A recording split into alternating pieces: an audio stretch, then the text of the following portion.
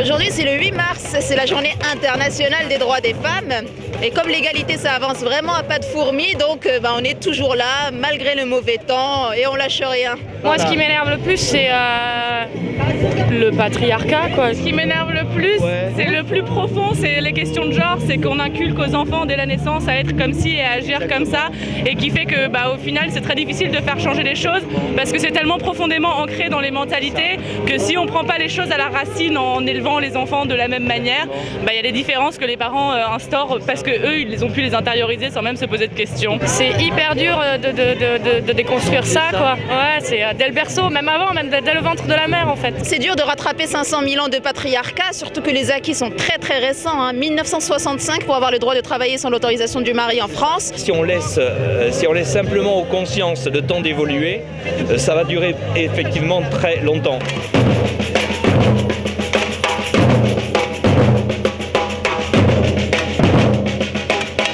Les inégalités salariales sont toujours de 27%, donc à un moment, il faut, de toute manière, le mouvement féministe, ça a toujours été une histoire de rapport de force pour tous les acquis, le droit à l'avortement à chaque fois, c'est jamais tombé du ciel et il n'y a pas une pente naturelle vers l'égalité, c'est clair. Le gouvernement a essayé de donner l'exemple au niveau des ministres, mais derrière, on s'aperçoit qu'il y a de fortes résistances.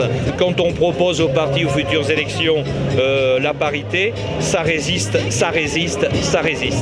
Avec la crise économique, ça régresse à fond la caisse. Je me demande si on ne va pas se retrouver dans les cavernes un jour.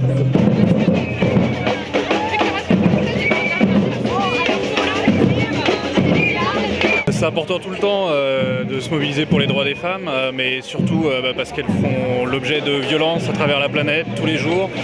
Alors c'est autant une référence au génocide rwandais qu'un génocide spécifique contre les femmes.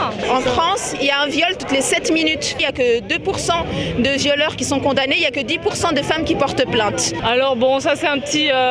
c'est des dissensions qui ne sont même pas internes au féminisme, qu'on pense internes au féminisme parce qu'on classe les pro-prostitutions dans les féministes, mais en fait, les pro-prostitutions ne sont pas des féministes puisqu'ils sont pro-viol.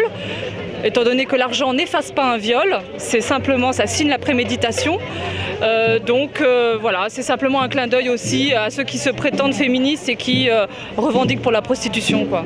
Il y en a assez de cette société qui ne respecte pas les queens, les trans, les prostituées, il y en a assez. Je suis féministe et je suis pour la prostitution. Je ne suis pas prostituée moi-même, mais je défends les droits de ceux qui souhaitent l'être. Je considère que si on se bat pour les droits des femmes, on se bat aussi pour leur droit à faire ce qu'elles veulent de leur corps. Et les hommes aussi. Solidarité des minorités. Le corps des femmes n'est pas une marchandise ni à vendre ni à prendre. Le corps des femmes n'est pas une marchandise ni à vendre ni à prendre. Les gens ont changé, mais c'est la même chose. Ils sont abolitionnistes de toute façon. Donc ils veulent, comme ils disent, éradiquer, abolir la prostitution. Nous sommes zéro macho et nous sommes contre le proxénétisme. Un homme peut très bien se contrôler, il n'a absolument pas besoin de femmes pour assouvir ses pulsions, c'est absolument faux. La prostitution, à 90%, c'est du proxénétisme. À 90%, c'est de la traite des êtres humains. Ce sont des femmes qui sont arrachées à leur famille. Le crime existe depuis la nuit des temps et pourtant l'esclavage aussi depuis très longtemps. On s'est élevé contre le crime, on s'est élevé contre l'esclavage. Il est logique de s'élever contre cette exploitation. Le truc, c'est de nous écouter, d'écouter les putes, d'écouter les travailleurs du sexe, d'écouter les gens qui sont précarisés. Voilà.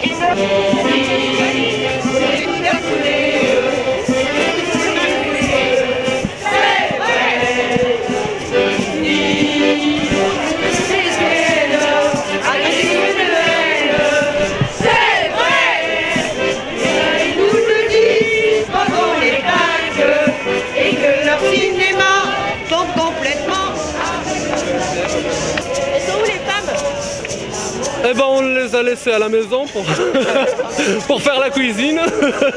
Votre question est un peu sexiste. Nous, le sexe ne nous importe pas. Effectivement, là, ce soir, on est... Non, même il y a Halim, on est 2-3 autres, mais il n'y a pas de femmes. Mais ça ne nous importe pas, on ne fait pas la différence entre le sexe. On est en faveur d'une égalité homme-femme, donc on défend un islam féministe et une pratique musulmane, féministe et même antisexiste plutôt, c'est-à-dire pas de différence entre les hommes et les femmes.